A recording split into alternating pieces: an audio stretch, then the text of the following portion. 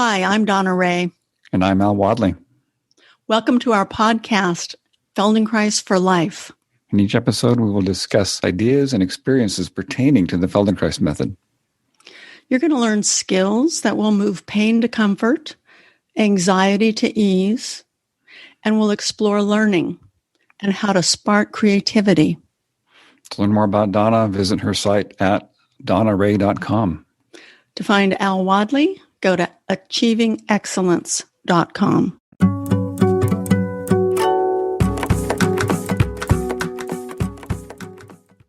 Hey, Donna. Hi, Al. How are you doing today? Well, fundamentally, I'm well.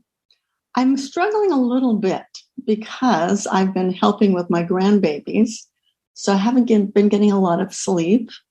I'm finding that when I'm up, say at 2 or 2:30 and soothing a baby and then going back to sleep for a couple hours if I'm lucky and then getting up with the next one, that it takes a bit of a toll on me. Now, I feel so full of love and gratitude. It's worth it. But I'm finding that I have a little bit of brain fog because of it. So, we're going to continue our discussion, but please forgive me if I'm not as quick as usual. I don't think there's going to be an issue with that. You're very sharp-minded. We've been talking already before this, and I find you to be very quick this morning. I think it's also really fantastic that you get to spend this time with your grandbabies because they're really young right now. So isn't that really cool early developmental stage when they're just learning so much so fast and they're just incredibly absorbing so much from the environment and from you, from their parents.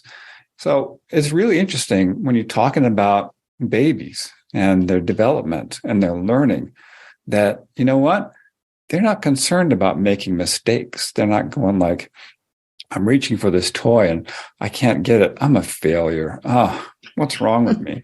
None of that goes on. It's part of the learning process for them. They just try a different way and then they try a different way and then they reach the toy and they get it. And that's the learning process.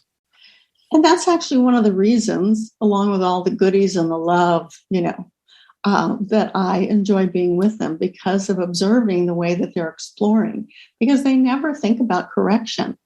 And we know that Dr. Feldenkrais said it's incorrect to correct.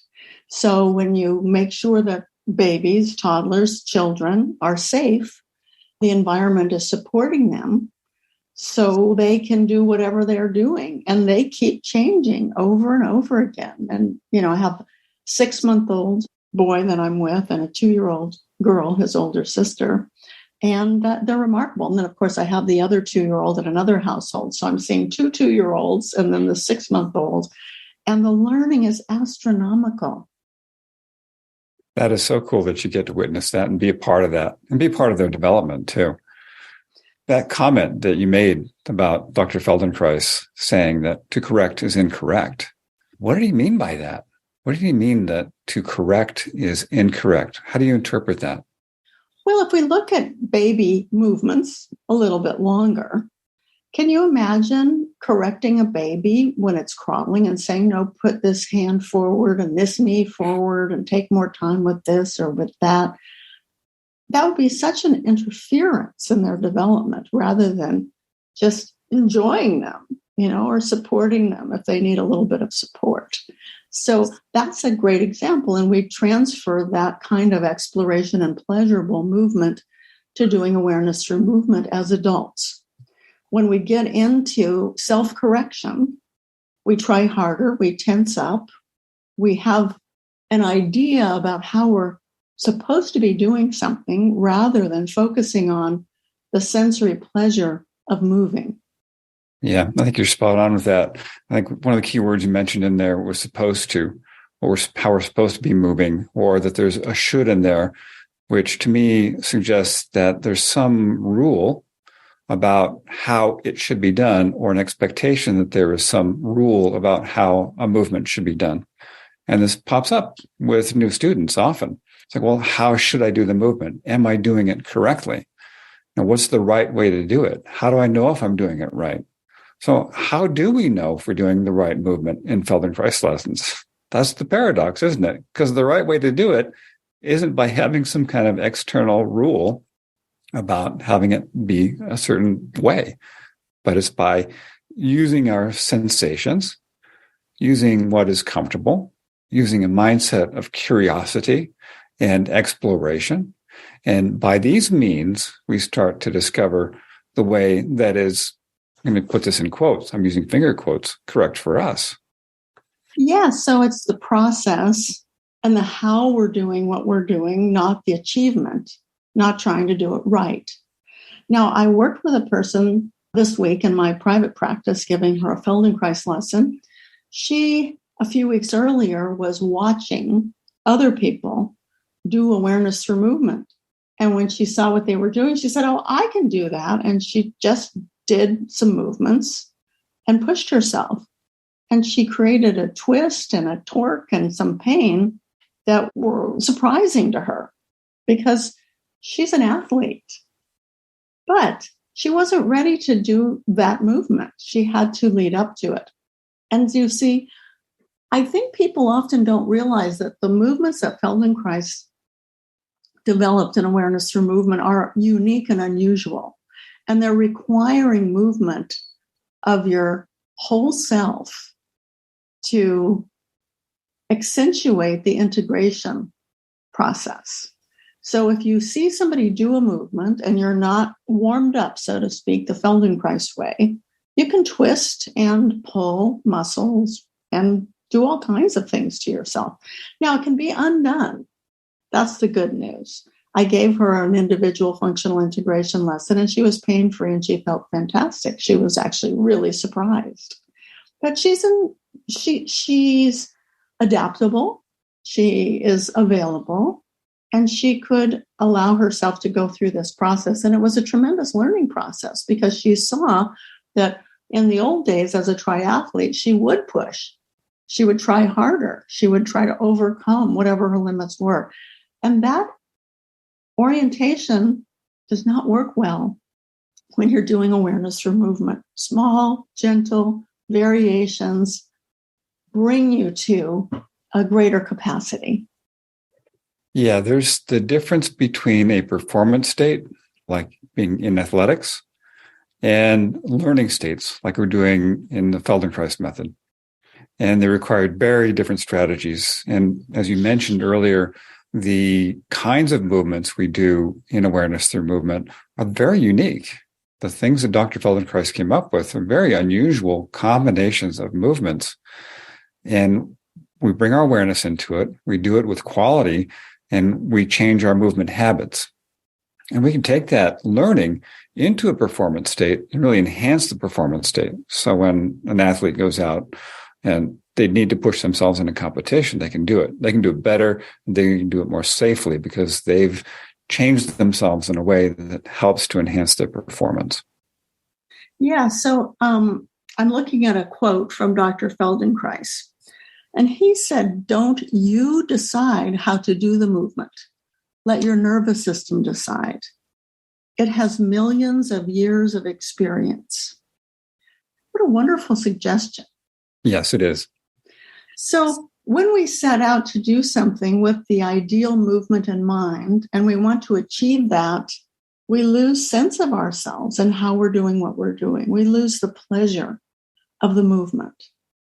And the suggestion of relying on the millions of years that belong to humanity is so expansive. It shifts your whole orientation when you're doing movements to hear a suggestion like that. Hey, I'm wondering, Donna, could you come up with something that could kind of illustrate that, maybe in a safe way that we could have the contrast between trying to do something correctly and then finding a way to do it that is really comfortable and easy, the Feldenkrais way? Let's play around with this and see if it pertains. So let's play. Now, some of you are standing, some of you are sitting, some of you may be driving. So if you're driving, you may not be able to do this. If you're sitting or standing at your desk or your living room, probably pretty easy. So let's do a movement of spontaneously reaching to scratch the outside of your right ankle. Just reach down and just see how you do the movement. So some of you are bending down. Some of you may be lifting your foot so that your foot becomes closer to your hand. If you're sitting on a chair, you may lean to the left or you may bend forward. There are so many different ways to bring your right hand to the outside of your right ankle. I just did a variation of lifting my foot, balancing on the toes of my right foot, leaning to the left and reaching down to the ankle. That is so easy. My head is tilted to the right too. So there's so many different ways to do that. So pause for a moment. And now just imagine the right way to do that movement, but don't do it. Imagine, okay, you know the right way. Your right hand is going to go to your right ankle on the outside to scratch it. Do it the right way. And when you're ready, explore what that means to you. Do it the right way.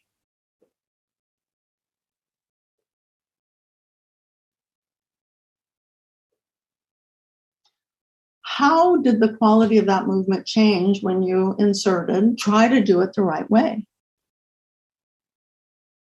Did you find a difference in yourself, Al? I did. What happened? Well, first I was like, I froze because I was like, well, what's the right way to do it? I didn't know what the right way to reach down and scratch my ankle was. So I just did something. So I just reached down and did it. And then I noticed that the movement sped up, did it faster. Mm-hmm. The right way is significant because in life, we would spontaneously scratch our ankle and we'd probably do it in a way that was comfortable because we weren't trying to do it right. Well, what I found as soon as I thought about doing it right, I lengthened my spine more. I became stiffer. And as I did it, I felt a pain in the left side of my neck. Oh, interesting. I know. And I'm responding to my own words. I think that is so important. We respond to our own words of doing it right and trying and stiffening and interfering with ourselves rather than exploring a movement. Yeah, it's like do it right, insert effort in doing it. Because we tense up and there's this correct way. The vision or the scope of our attention narrows, becomes focused on this correct way of doing it. We lose sense of ourselves as a whole person in the movement. Whereas in a lesson, we would try many ways, like you did in the beginning, of reaching down to explore the different ways that we could reach the ankle and scratch it. So we could call it performance anxiety. People call it that all the time. When we're trying to get it right and look good, we tense up, we interfere with ourselves. And we probably, as I'm reflecting on myself, when I was trying to do it right, I could feel more tension in my mouth and jaw, my throat, my neck. Those are areas that I go to first when I'm tense. And it immediately surfaced an old pattern that most of the time I'm aware of and I stay out of. Yeah. And that's part of our educational process. We get that through going to school, from our well-intentioned parents and other caregivers, that we have to perform in school. We want to get things correct. We don't want to get that piece of paper back with red marks all over it. That feels really bad. You want to get that piece of paper with a big smiley face on it. And so all the way through educational system, we're being conditioned that we have to do it correctly. We have to get the right answers. We have to do it correctly. If we don't, then we're a failure. And that gets really deeply ingrained in us. Also with our jobs, too. A lot of jobs are asking us to perform well and get rewarded for that. And it's not a good learning state. So, yeah, there are jobs where you have to be really accurate in what you're doing, but it's not a good learning state. And that's what's different about Feldenkrais lessons. So we're going to let go of that and cultivate that learning state of choice, of awareness, of trying different ways of doing it. So you find your own best way of doing it. So then when you do need to perform, you do it easily, you do it comfortably, and you do it well. And that changes how we speak to ourselves. So the transfer happens all day long. The skill of discovery and applying curiosity, like you said before, to all kinds of tasks. Now, I was speaking with my husband yesterday about the lessons that he's teaching at a music school here in Encinitas. He works with kids, some really young children. He was talking to me about a 7-year-old girl who is learning the violin, and she's trying to do it right. And he could see that she was tensing up, and she could play some notes. She's just beginning, Twinkle, Twinkle, Little Star. And she would go a certain distance, and then it's sort of like a hiccup. Something would happen, and she would lose it. Not because she didn't know how to do it, but she was having some kind of a fear response about not doing it right. And so he was observing her, and he said, you don't have to do this well. It's just me and you. Just play around with it. And he gave her some variations and then went back to it. And, of course, he's done a lot of Feldenkrais seminars with me and received many lessons and done awareness through movement. So he's spontaneously applying, I think, the Feldenkrais way of learning. Now, he also has been a musician his entire life, and he's studied a lot of different approaches. So, but I love to hear his way of supporting his students so that they can feel the pleasure of learning the instrument. And that's his goal, to have them find their pleasure in the learning and figure out their way of approaching it and completely supporting them. There's no pressure. I wish everybody could have a music teacher like that. I love that example. And what I love about it is he's taking this child, and she's freaking out a little bit because she gets tense and she's making mistakes because she wants to do it correctly. He introduces variations. He's saying, well, try making a mistake this way. Try making a mistake that way. Try making this mistake this way. Try making this mistake that way. And then pretty soon the mistakes become not mistakes, but just different playful ways of trying to express the idea in that song.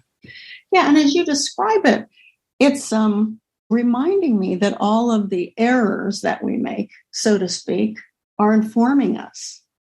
They're showing us variations, as you said, and it becomes a playful approach to doing anything, anything at all. Yeah, it is. It's cool. And it's applicable anywhere. If you're working on a project at work, you're trying to solve a problem and you're not getting through it, you can stop, you can rest, you can just approach it from a different way.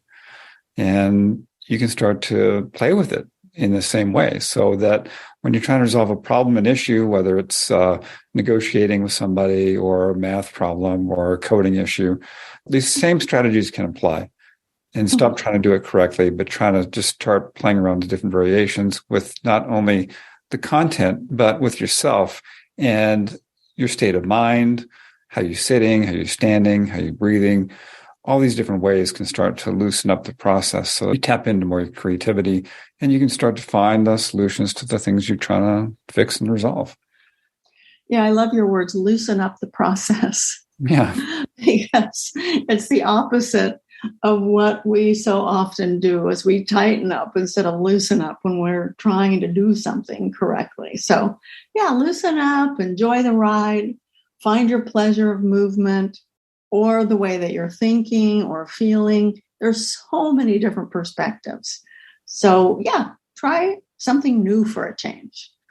I love talking about this. It makes me excited for people to really apply how to learn in this way with themselves and with people around them. And, when you haven't tried a Feldenkrais lesson yet and you're listening to our podcast, we recommend you do that. So check out lessons I have on my website, achievingexcellence.com, and lessons that Donna has on her website, donnaray.com, and join one of our classes or workshops. It's a fantastic way to start to really embody this kind of learning process and free yourself from the constraints of having to perform. Yeah, and take a moment to give us a thumbs up on our podcast review. It means a lot to us, and send us questions and comments about future topics that you're interested in. Yep, 5 stars on Spotify and Apple. We really appreciate it. Thanks so much for listening. All right, bye. Bye.